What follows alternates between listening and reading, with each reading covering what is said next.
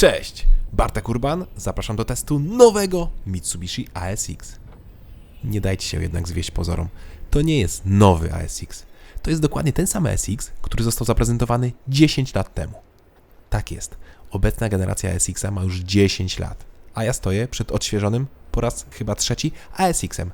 Mówię chyba, bowiem nie dam sobie głowy uciąć, że po drodze tych trzech głównych faceliftingów nie wydarzyło się coś jeszcze z nadwoziem. Przyjmijmy jednak, że auto było 3 razy odświeżane. I faktycznie ta odmiana, przed którą stoję, kompletnie się różni od tej, którą zaprezentowano 10 lat temu. A przynajmniej z przodu. Teraz auto ma masywny przód, przypominający ten z pick-upa L200. Bardzo ładna twarz, tylko wydaje mi się, że tak nie do końca pasuje do ASX-a. Jest jakby taka za duża, nie pasująca do reszty nadwozia. Do reszty nadwozia, która w gruncie rzeczy, poza kosmetycznymi zmianami zderzaków czy świateł, jest dokładnie taka sama. Chociaż akurat wzór świateł tylnych bardzo mi się podoba. Mają taki fajny efekt 3D. To, co mi się jednak mocno nie podoba, to okropne, plastikowe atrapy wlotów powietrza po boku. Fuj. Pora zajrzeć do bagażnika. Ten ma pojemność 406 litrów i początkowo nie wydaje się zbyt duży. Ale pod podłogą znajdujemy zestaw naprawczy, który jest w miejscu, gdzie może być koło dojazdowe. A po bokach mamy jeszcze dodatkowe przegródki. I to wszystko można spokojnie wywalić, przerzucić tylko sobie luzem gdzieś zestaw naprawczy i klucze i w ten sposób mamy naprawdę bardzo duży bagażnik.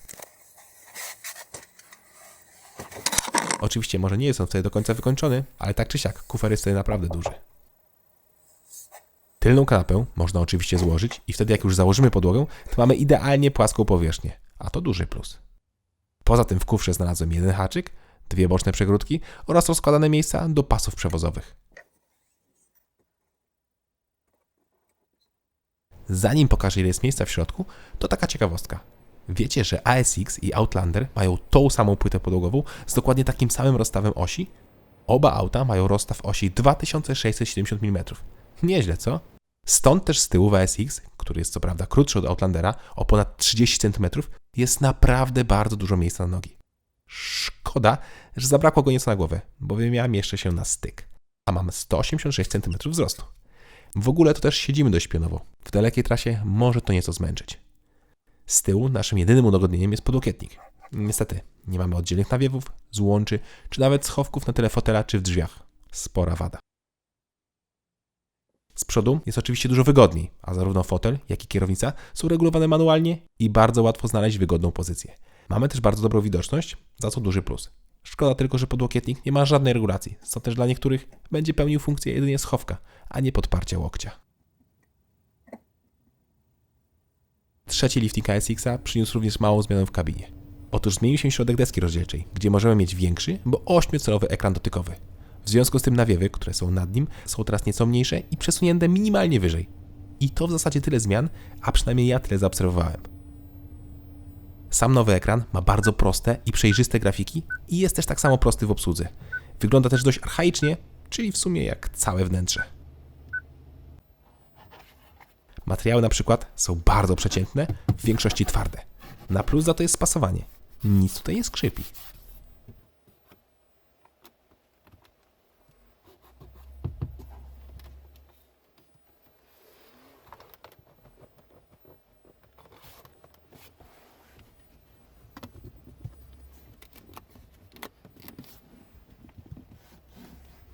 A, i jest jeszcze drugi ekran, odpowiedzialny za komputer pokładowy, który obsługujemy za pomocą przycisku przy zegarach.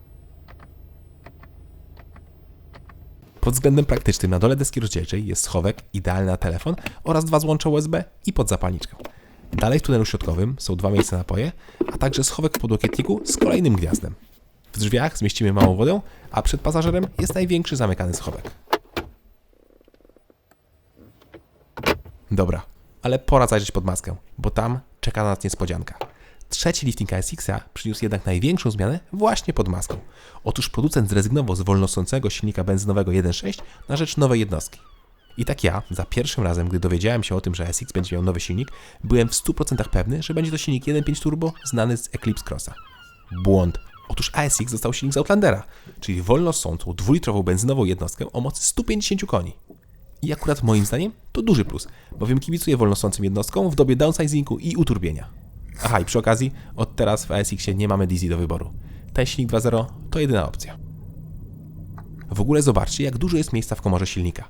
Tutaj by się spokojnie zmieściło jeszcze dużo większa jednostka. Kto wie, może kiedyś będzie ASX Evo z jakimś V8 pod maską? No dobra. Koniec fantazjowania. Posłuchajmy, jak pracuje ta jednostka.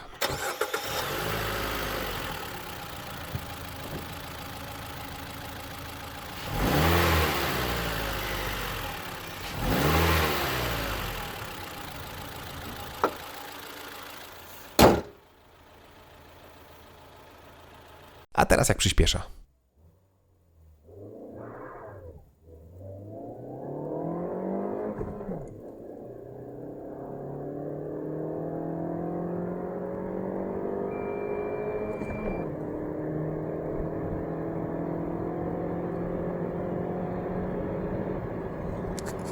Jak widzicie, nie wyłączyłem kontroli trakcji, a i tak zrobiłem 9,7 sekundy, czyli o pół sekundy lepiej niż podaje producent.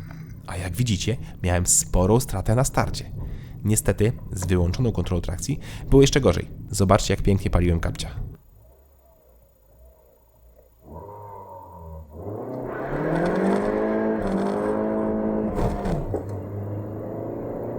No niestety, było dość zimno i wilgotno, stąd też taki, a nie inny start. Czyli ASX powinien zrobić niskie 9 sekund do setki, gdyby pozwoliły na to warunki. A to już bardzo ładny wynik. W ogóle początkowo auto wydaje się dużym mułem, ale wystarczy chwilę poczuć pracę silnika i poredukować, żeby odblokować pełen potencjał. Dla mnie bardzo fajna jednostka. Ale tak jak mówię, ja bardzo lubię Wolnossaki. Szkoda tylko, że do auta z 2020 roku Mitsu wpakowało skrzynię 5-stopniową. Kurczę, to powinna być już 6.